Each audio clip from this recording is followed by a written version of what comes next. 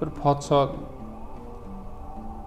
oddiy kiyimlar kiyib qani nima ahvolat bo'lyapti ekan deb aylanib yurib dashtga chiqib ketib qolibdi. Endi bir chodirda oldidan o'tib ketsa, bir odam shunday duo qilyapti ekan: ey Allohim, o'zingga shukr, qimirlagan jon borki, rizq seni zimmangda, bugungi mana rizqimni yetkazding deb. Va kim qimirlagan jon borki, rizqi uni zimmasida degan gapga podshoning uncha e'tiqodi yo'q ekanda. Shunday kirdi ichkariga: assalomu alaykum. Va alaykum assalom. Keling mehmon o'tiring. O'tirib tanishibdi. Nima ish qilasiz? Shu bir kasbchilik qilaman. Ha, yaxshi. Shundan rizqim kelib turibdi, Xudoga shukr.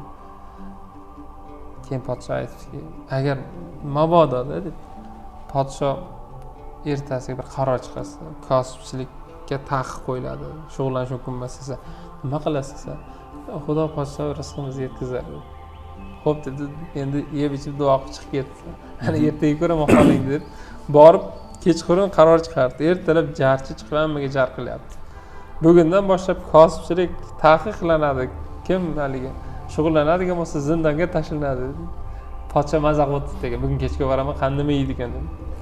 Shunday yana o'sha kiyimlarda kelsa, haligi odam yana duo qilyapti ekan: ey Xudoyim, o'zingga shukr, qimirlagan jon borki, seni rizq seni zimmangda. Ya deb shunday kirdi. Ya assalomu alaykum. O'tiring, hozir siz avliyo ekansiz dedi. Tinchmi desa, shu kecha aytganingiz ertalab dedi, podsho shunaqa qaror chiqarib turibdi-ku dedi. Ha, siz nima qildingiz dedi. Men shart toqqa chiqib ketdim dedi. Daraxtlar kesib, o'tin qilib sotdim. Ha, yaxshi. Mana ikkita tanga ishladim, bittasini ehson qildim, bittasiga mana yeb ichib o'tiribmiz. Voy baraka toping. Keyin endi mabododa ertaga podsho shu o'tinchilikka ham taqiq qo'yib qo'ysa nima qilasiz? Bir gap bo'lar. Shab bortida o'tinchilik taqiqlanadi. Ertalab jarchi xabar qilgan, bu mazaq kutib o'tirdi. Ertalab kechqurun boraman, maza qilaman. Kechqurun borsa yana duo qilib taliga kiritdi. Avliyo ota keling, xush kelibsiz. Ha. Nima bo'ldi? Aytganingizdek o'tinchilikka taqiq tushdi. Keyin men darrov narsa olib sotadigan bo'lib, shu kichkina savdo bilan shug'ullanib, chaqovchilik qildim.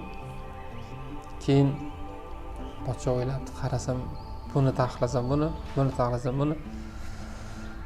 Mabodo dedi, mabodo. Podsho sizni bir ishga olsa, bir oyda bir marta oyligingizni olasiz dedi. O 29 kun kuningiz qanaqa ko'rasiz desa, Xudo podsho bir ko'ramiz. Ertasiga bordi-da, falon joyda yashaydigan shu Hasan Kayfiyni olib kelinglar. Oyog'ini yerga tekkizmasdan, meni yonimda o'tirsin, ko'zim oldida tursin dedi. Hali mirshab qilib qo'yibdi. Ertasiga olib kelgan, kiyimlarni bergan, qilichni bergan, turibdi ekan. Endi podsho kechqurun ko'rishadi, mazaq o'tadi ekan hozir. 3dan chiqadi debdi. Hech narsa pul topgan yo'q. Qani nima yeydigan? Xudo qanaqa rizqni yetkazar ekan. Keyin bu ketishdi. Bu ham oddiy kiyimlarni kiyib, orqasidan yetib borsam, duo o'tiribdi ekan chodir ichida.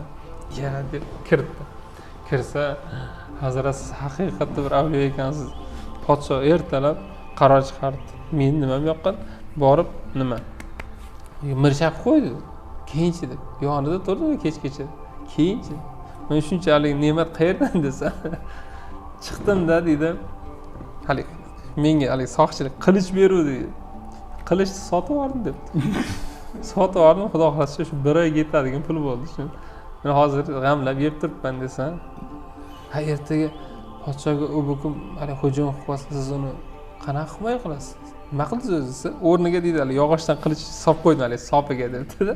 Hech kim bilmaydi. Ha hujum bo'lib qolsa nima qilasiz? Ha, Xudo bir yo'lini ko'rsatadi. Jahli chiqib ketdi. Ertaga hali podshoning oldiga olib kiradi, hali jinoyatchilar. Ha. Bitta jinoyatchini olib kirgan ekan. Hali Hasan taniydimi, xullas karam bir yaxshi odam bo'lgan, bilmasamiz. Yo Hasan tadbir bo'lgan. Shun jahli chiqib turgan ekan. Hasan debdim. Kallasini ol debdi. Qilich taxtadan. Qilich taxtadan. Podshohim bu odam yaxshi odamga o'xshaydi.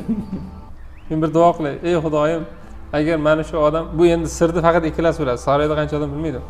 Mana shu odam haqiqatda agar jinoyatchi bo'lsa, men hozir kallasini olaman.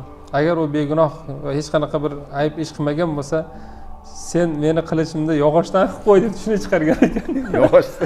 Hamma yopiray deb qoldi. Qilich yog'ochdan. Keyin qarab, bunaqasiga buni haqiqatan tadbirli inson va joyida nima deyishni bila oladigan odam farosatli hisoblanadi. Ya'ni odamning aqli noqisligini ikkita joyda bilsa bo'ladi deydi. Birinchisi gapirish kerak bo'lgan joyda jim turadi.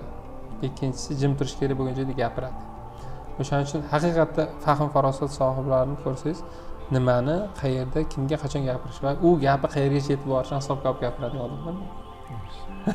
Endi haligi oxiri tan berdi, qo'lini ko'tarib, bo'ldi boraver, kosibchiligi, o'tinchilik hammasini taqiqlarni oldim deb. Yigit kishiga haqiqatda 40 hunar ham oz.